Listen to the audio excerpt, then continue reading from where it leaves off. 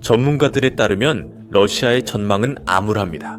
2022년 2월 러시아가 우크라이나 침공을 시작한 이후 여러 서방 지도자들과 싱크탱크, 언론들은 러시아 경제가 붕괴되고 있다고 자신 있게 예측해왔습니다. 특히 전문가들은 러시아 방위 산업이 무너지고 있다는 평가를 계속해서 내놓았습니다. 제재, 금융 불안, 숙련 인력 부족 등으로 러시아 방위 산업이 전쟁 수요를 감당하지 못하고 있습니다. 전례 없는 수의 제재를 받았음에도 불구하고 이야기는 그렇게 전개되고 있습니다. 국제 결제를 가능하게 하는 스위프트 금융 메시징 시스템에서의 배제, 그리고 전장에서 인력과 장비에 심각한 손실을 입는 상황입니다. Center for Strategic and International Studies, 즉 전략국제문제연구소의 최근 논문 제목이 말하듯이 이러한 임박한 붕괴에 대한 예측은 현실이 되지 않았습니다. 우크라이나 전쟁 4년차가 끝나가는 현재 러시아 경제는 침체됐지만 완전히 붕괴하진 않았습니다. 일부 전문가들은 2026년 이 러시아 방위 산업이 완전히 붕괴하는 해가 될 것이라고 주장하고 있습니다. 그럼 증거가 무엇인지, 그리고 실제로 그럴 가능성이 얼마나 되는지 살펴보겠습니다. 최근 디펜스 블로그에 실린 기사에서 딜런 말리우소프는 러시아 방위 산업이 소련 붕괴 이후 가장 심각한 위기에 직면해 있다고 주장합니다. 페루 출신으로 우크라이나에서 교육받은 말리우소프는 해당 매체의 편집장이며 우크라이나 군대 지원 공로로 국가의 정보 서비스를 제공한 공로로 훈장을 받은 인물입니다. 그는 내부 평가와 방위산업 관리자들 사이에서 오가는 서신을 인용하면서 이를 공개하지는 않았지만 현재 러시아 방위 공장들이 한계에 다다라 삐걱거리고 있다고 설명합니다. 그들은 무기와 군사 장비 생산을 유지하는 데 필요한 인력, 재정적 안정성, 그리고 공급망이 점점 더 부족해지고 있습니다. 그리고 상황은 분명히 점점 더 악화되고 있습니다. 블라디미르 푸틴 대통령이 경제를 전시체제로 전환하기 위한 다양한 조치를 도입한 이후 러시아 노동시장은 큰 혼란을 겪고 있습니다. 약 200만 명의 노동연령 남성들이 노동시장에서 이탈한 것으로 추정됩니다. 이들 중 약 절반은 2023년 부분 동원령 발표 이후 나라를 떠났으며 대부분이 고소득 화이트칼라 직종 출신입니다. 나머지는 동원되었거나 자발적으로 군 계약에 지원했습니다. 일부는 계약 후 노동시장에 복귀하지만 많은 이들은 그렇지 않을 것입니다. 그들은 사망했거나 영구적으로 장애를 입었습니다. 러시아는 많은 시민들이 군에 지원하도록 유도하기 위해 2022년 2월에 기본급여와 입대 보너스를 대폭 인상했습니다. 침공이 시작되기 전 하급 장교들은 월 8만 1000루블, 즉 약 1030달러를 조금 넘게 받고 있었습니다. 그해 10월까지 전선에 배치된 병사들의 최소 월급은 현재 공식 수준인 약 19만 5천 루블, 즉 2480달러로 인상되었으며 이는 240% 증가한 수치입니다. 이는 러시아 일부 지역의 중위소득보다 거의 14배나 높은 수준입니다. 게다가 2024년 중반 기준으로 병사들이 계약을 체결할 때 받는 평균 일시금은 48만 5천 루블, 즉 5,300달러에 달하며 이는 러시아의 1인당 평균 연간 소득과 거의 맞먹는 수준입니다. 종합적으로 모스크바와 레닌그라드 주와 같은 지역의 신병들은 모든 지급금과 급여를 포함해 1년간 최대 5,300만 루블 6만 592달러, 최소 300만 루블 3만 4,955달러까지 받을 수 있습니다. 물론 여기가 러시아인 만큼 지급 지연, 부패, 그리고 급여 미지급에 대한 정기적인 보고가 이어지고 있습니다. 하지만 이런 금액은 평범한 이반에게 큰 돈이며 군 복무를 러시아에서 가장 수익성 높은 직업 중 하나로 만들었습니다. 그 결과 숙련 인력이 군대로 이동하며 임금 인플레이션이 크게 발생했습니다. 다른 산업들도 직원 유치와 유지를 위해 급여를 올리고 있습니다. 러시아의 방위 산업에서 기업들이 우크라이나에서 사용될 무기와 장비에 대한 국가의 증가하는 주문을 충족시키기 위해 필사적으로 충분한 인력을 확보하려 하면서 급여도 상승했습니다. 하지만 많은 경우 이들 기업은 생산 비용을 충당하지 못하는 가격에 이러한 증가하는 주문을 맞춰야만 합니다. 또한 어쩔 수 없이 오른 급여는 기업의 재정 압박을 키우고 있습니다. 러시아가 서방으로부터 쏟아진 제재의 홍수에 대해 누구보다도 예상보다 훨씬 잘 버텨냈다고 말할 수 있습니다. 미국 재무장관 스콧 베산트는 최근 EU에 19번째 대러시아 제재 패키지에 대해 직설적으로 언급했습니다. 어떤 일을 19번 반복하면 실패한 것입니다. 베산트 발언에 대한 반응으로 러니드 슬루츠키 러시아 국가두마 국제문제위원회 위원장은 타스 통신과의 인터뷰에서 러시아 경제가 제재 압력에 적응했다고 말했습니다. 이는 유럽연합 경제에는 해당되지 않는다고 할 수 있습니다. 제재는 유럽연합 경제의 부메랑처럼 돌아와 성장에 큰 타격을 주었고 일반 유럽인들의 생활 수준에도 매우 부정적인 영향을 미쳤습니다. 러시아가 적응했을 수 있지만 대가 없이 이루어진 것은 아니며 특히 첨단 군사 장비 생산에서 더욱 그렇습니다. 제재로 인해 많은 핵심 원자재, 오일, 코팅제, 전자부품, 기술 유체 등에서 문이 완전히 닫혀버렸습니다. 러시아는 이들 중 일부를 자국 내에서 생산할 수 있었고 이런 점에서 제재가 숨겨진 이익을 가져오기도 했습니다. 나머지는 복잡하고 불투명한 제3자 거래망을 통해 우회하거나 조달해야 했습니다. 그리고 부품을 들여오기 위해 필요한 모든 중간상과 추가 물류는 단 한 가지를 의미합니다. 더 높은 비용, 여기에 부품 가격 상승까지 더해지면서 일부 경우에는 제재 이전보다 최대 100배까지 올랐다고 하며 임금 상승과 지속적으로 높은 인플레이션까지 겹치고 있습니다. 그리고 이 기업들의 비용은 계속해서 오르고 있지만 그들이 국가에 판매할 수 있는 가격은 변하지 않고 있습니다. 생산 원가보다 낮은 고정 가격으로 국가 주문을 이행하도록 강요받는 것은 러시아에서 새로운 일이 아닙니다. 이 기업들이 버틸 수 있도록 제공되는 상당한 국가 보조금도 여전히 지급되고 있으며 이것 역시 새로운 일이 아닙니다. 사실 바로 이런 순환적이고 보조금에 의존하는 시스템 덕분에 러시아는 소련 붕괴 이후에도 방대한 소련 시절의 군산복 합체 대부분을 간신히 유지할 수 있었습니다. 초기에는 상당한 어려움이 있었지만 전쟁이 시작되었을 때 생산을 확대할 수 있는 비교적 효과적인 군상 기반이 최소한 존재했습니다. 반면 보다 자유로운 시장 경제를 가진 나토 국가들은 이러한 시스템이 없어 미국의 조선업과 같은 냉전 시대의 군수 산업들이 평화 시기 수요 감소로 인해 쇠퇴하게 되었고 유럽은 자체적으로 대규모 재무장 프로그램을 시작하고 있습니다. 유럽 국가들이 비슷한 도전을 극복하고 생산 라인과 공급망을 확장하는 과정을 지켜보는 것도 흥미롭겠습니다. 러시아 방위 산업의 경우 기업들은 점점 더 손실이 커지는 제품에 대한 국가의 수요 증가와 점점 더 시급하고 중대한 납기일에 직면해 있습니다. 납품 지연이 길어질수록 최전방 병사들은 더 힘들어지며 그들의 문제는 여기서 끝나지 않습니다. 국가 외부의 무기 수요 또한 방위 산업의 연쇄적인 골칫거리를 야기하고 있습니다. 우선 역사적으로 러시아 방위 업체들은 국가의 원가 이하로 판매해서 발생한 수익 부족분을 수익성 높은 수출 주문에서 얻는 뜻밖의 이익으로 메워왔습니다. 냉전이 한창일 때 대규모 무기 증강의 결과로 미국과 러시아는 전통적으로 세계에서 가장 큰 두 군사 장비 수출국이었습니다. 미국이 훨씬 앞서 있었지만 러시아도 여유있게 2위를 차지하고 있었습니다. 하지만 전쟁이 시작되기 전부터 이미 러시아의 군사 장비 수출은 감소하기 시작했습니다. 그리고 2022년 이후로 러시아의 군사 장비 수출은 너무나 급격하게 감소해서 비록 근소한 차이지만 프랑스에게 이와 자리를 내주고 말았습니다. 러시아는 침공 전 31개국의 무기를 공급했으나 2024년에는 12개국만이 고객이었습니다.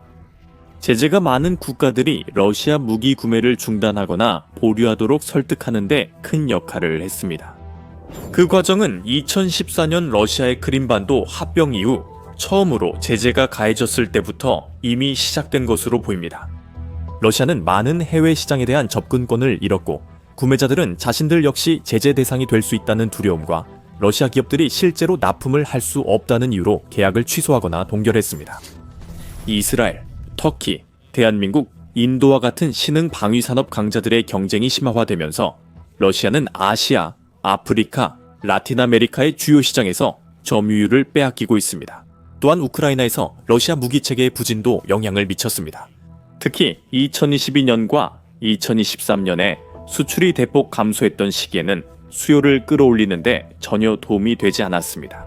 하지만 러시아의 군사 수출이 급격히 감소한 가장 큰 요인은 그 무기들이 우크라이나에서 국가에 필요하기 때문에 단순히 수출할 수 없다는 점입니다. 데니스 만타로프 러시아 제1부총리는 2023년에 인테르팍스와의 인터뷰에서 러시아에서 생산되는 무기의 상당 부분이 우크라이나 전장으로 보내지고 있다고 말했습니다. 그는 그 무기 제공이 우리의 절대적인 우선순위입니다 라고 말했습니다. 이후 러시아가 큰 손실을 입으며 러시아군의 필요성이 더 커졌습니다. 결론입니다. 이러한 제재, 저조한 성과, 그리고 공급선 변경이 맞물리면서 수십억 달러 규모의 여러 주요 계약들이 무산되었습니다. 이집트는 2022년 초 Su-35 전투기 대규모 주문을 취소했는데 성능에 대한 우려와 서방의 압력을 이유로 들었습니다.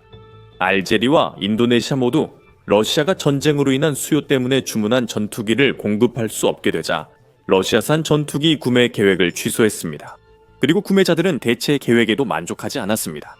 그리고 필리핀은 2022년에 1270억 규모의 Mi-17 헬리콥터 16대 도입 계약을 취소했는데 이는 미국의 강한 외교적 압력 때문인 것으로 알려졌습니다. 이러한 계약 취소는 궁극적으로 전차, 비행기, 선박과 같은 주요 무기 체계를 생산하는 대형 국영 기업들만 영향을 받는 것이 아닙니다. 이것은 또한 원자재, 부품, 서비스를 공급하는 수십 개의 소규모 민간 기업들에게도 영향을 미칩니다. 설상가상으로 주요 고객인 국가가 납품이 기대돼도 제때 대금 지급에 어려움을 겪고 있습니다. 납품을 못할 경우 다른 압박에 더해 엄격한 법적 처벌도 따릅니다. 말류소프에 따르면 이로 인해 공장들은 임금을 지급하거나 공급업체와의 결제를 하거나 부품을 구매할 수 없게 됩니다. 그가 소지한 문서 중 하나에는 1월에 출고된 전차에 대한 대금이 아직 지급되지 않았다는 내용이 있습니다. 계약자는 연중 내내 차량 납품 의무가 남아있어도 마찬가지입니다. 설상가상으로 우크라이나의 드론과 미사일 공격, 사보타주가 러시아 에너지 군수 산업 시설을 계속 위협하고 있습니다. 10월에는 우크라이나가 니즈니 노브고로드 주에 위치한 스베르들로프 탄약 공장을 타격했다고 주장했습니다. 이 시설은 항공폭탄, 포탄, 대공탄약을 생산하는 곳입니다. 이전에 8월에도 같은 주에서 우크라이나는 알자마스계기 제작 공장을 타격했습니다.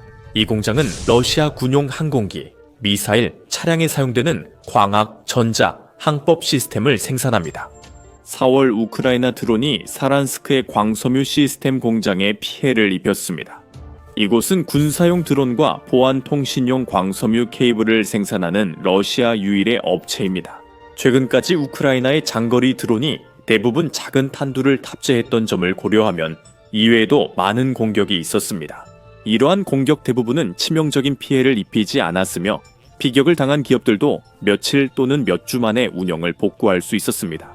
하지만 매일 밤 수십 수백 대의 드론이 러시아 방공망을 뚫고 들어가며 이런 공격은 러시아 군수 생산을 방해하고 많은 기업의 재정적 악몽을 심화시켰습니다.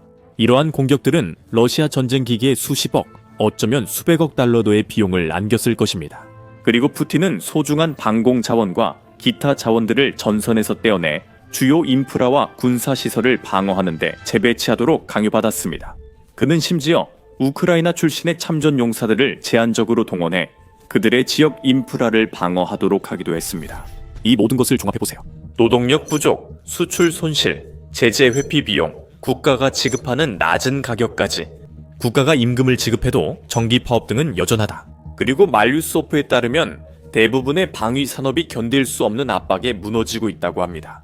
심지어 가장 크고 중요한 공장들조차도 뚜렷한 고통의 징후를 보입니다. 말류소프는 대형 물론 기계 제작 공장의 CEO인 드미트리 파더프가 2024 연초에 보낸 이메일을 인용합니다. 이 이메일은 우크라이나 사이버 저항운동가 그룹이 가로채 우크라이나 국가저항센터에 공유한 것으로 알려졌습니다. 이 이메일에서 블라디미르 주 방위산업체 연맹 회장 자격으로 파더프는 불만을 토로했습니다. 공장들은 2019년 가격으로 제품을 판매해야 하지만 동시에 원자재는 시가로, 그것도 선불로 구매해야 한다고 요구받고 있습니다. 그는 정부 지원금이 업체가 대출 시 발생하는 이자조차 감당하기에 부족하다고 말했습니다. 요즘 러시아 경제 전반에서 높은 대출 금리는 흔한 불만 사항입니다. 금리가 20%를 넘는 높은 수준을 유지해 경제 성장률이 둔화되고 경기 침체가 이어지고 있습니다. 기업들이 대출을 감당하지 못합니다. 이로 인해 성장, 자본, 투자, 연구 개발 등 경제 전반이 거의 정체되었습니다. 게다가 파더프는 정부 자금이 계약이 완료될 때까지 묶여 있다고 말합니다. 이 계약은 보통 3년에서 5년 정도 지속되기 때문에 그 기간 동안 자금이 사실상 동결된다는 뜻입니다. 그는 또한 대규모 동원과 해당 지역의 숙소 부족 때문에 공장에 인력이 부족하다고 불평합니다. 그 결과 무론 기계 제작 공장은 해당 장치 생산 과정에서 약 7천만 루블, 즉 약 77만 달러의 손실을 입었습니다. 1T146 항법 시스템만으로도.